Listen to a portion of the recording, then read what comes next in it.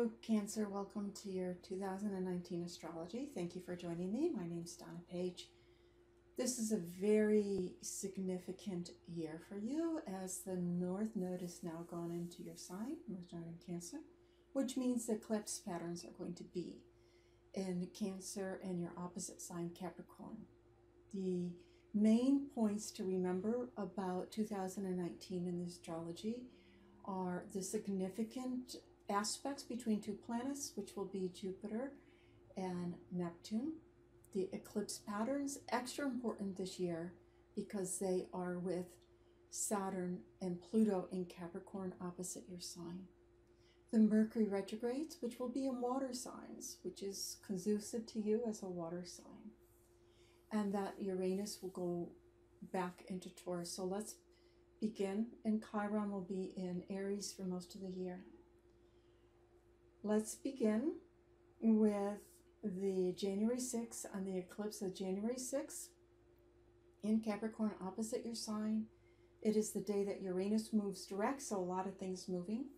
And it's also the day where Venus will be in Scorpio, the brightest in the sky. It's the greatest elongation. And that energy of everything moving. 2 weeks later with the full moon, it's a supermoon eclipse in Leo, the last one that we get for 9 years. That bounces back to a part of your chart about your confidence and your resources, money too, but how well did you do over the last 18 months about developing your own inner resources, your own ability to share, develop your talents. Now, when we get to March, it's the first of the 3 retrogrades this year, and the first retrograde will be in Pisces. It will be the Mercury retrogrades will be in your positive, they're considered the most luckier houses, if you want to call it that way, the 9th, 5th, and the 1st. So the 9th house, ideas, learning, sharing, philosophy, having faith. It's very important to have faith, whatever that means for you. It's not about religion. It can be, but it's not necessarily about religion. But what is it that you can have faith in that you can't see, right? Because it is of the spirit. There's a lot about of the spirit this year. The second of the Mercury retrogrades that will occur is in Cancer. Well, it starts in Leo, just a little bit in Leo, goes into your second house. It's like, okay, yeah, I can do this, and goes back into your first house. So you feel more expressed. And the third one in November is in your 5th house of love affairs, romance, and what you love to do. So it brings that. The Jupiter Neptune square 3 times, January, June, August. Neptune in Pisces in its rulership, Jupiter in Sagittarius in its rulership, they are strong when they're in their rulership. Saturn's in its rulership too. Saturn's another story. Square each other. They're vibrating, and they're vibrating from the 6th house in your chart, which is your health and your well-being, your daily routine, and your 9th house of faith, belief, travel, education, and expansion. These energies, so in Jupiter, wherever Jupiter is where we can have an opportunity. But sometimes we pass that opportunity up. Are you passing up an opportunity around work? Are you passing up an opportunity around taking care of yourself? Putting something in your schedule that can be beneficial for you.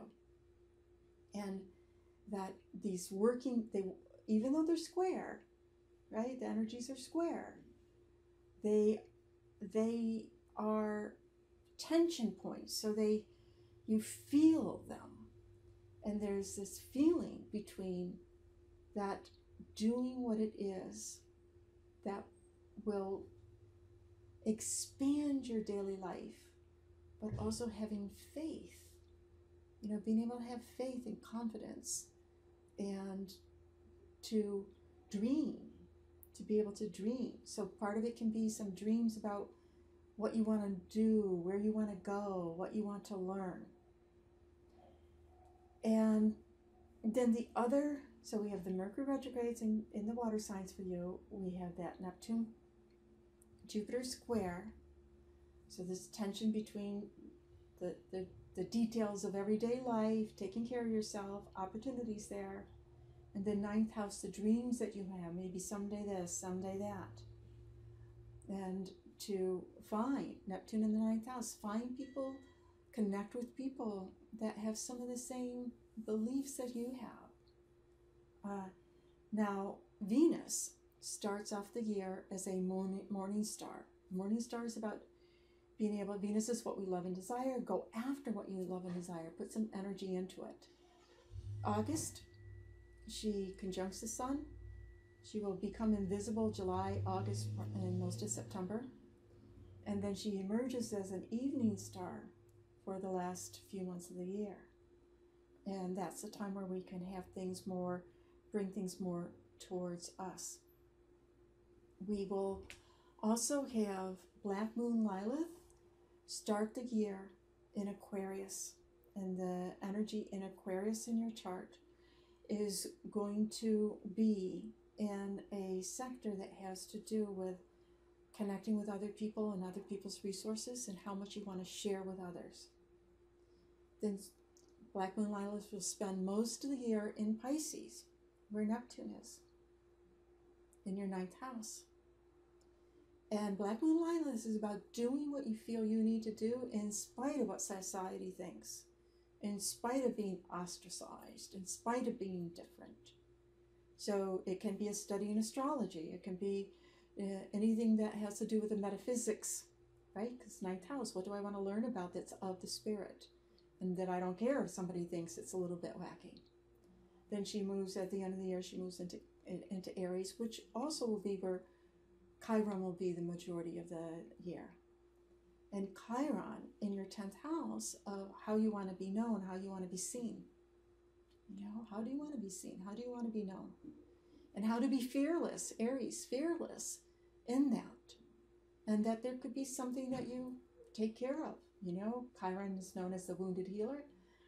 That didn't work out the way I expected, but I know how I can learn from it. I can heal from it. And here I am again.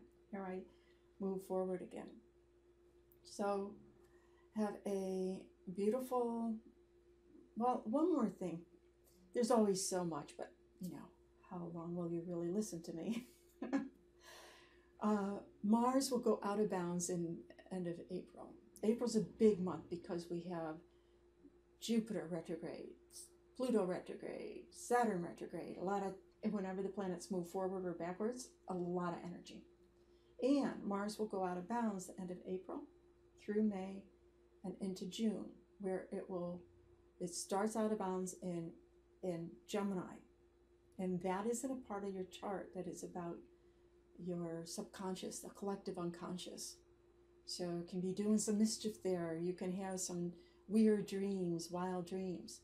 Then it goes back. Out of bounds means it's above a particular degree, 23 and 26, above the ecliptic. And it's just a wild energy. I don't have to pay attention. I'm outside of the fence. You know, I can go after whatever I want here. I don't have to pay attention to the rules. And it doesn't start to get back into its normal mode until 17 degrees of Cancer. And when it's in Cancer, when Mars goes into Cancer, you'll feel that. This is my life. I want my things. And there's that standing up for yourself about what's important for you. Okay, have a beautiful new year and wishing you a very happy new year.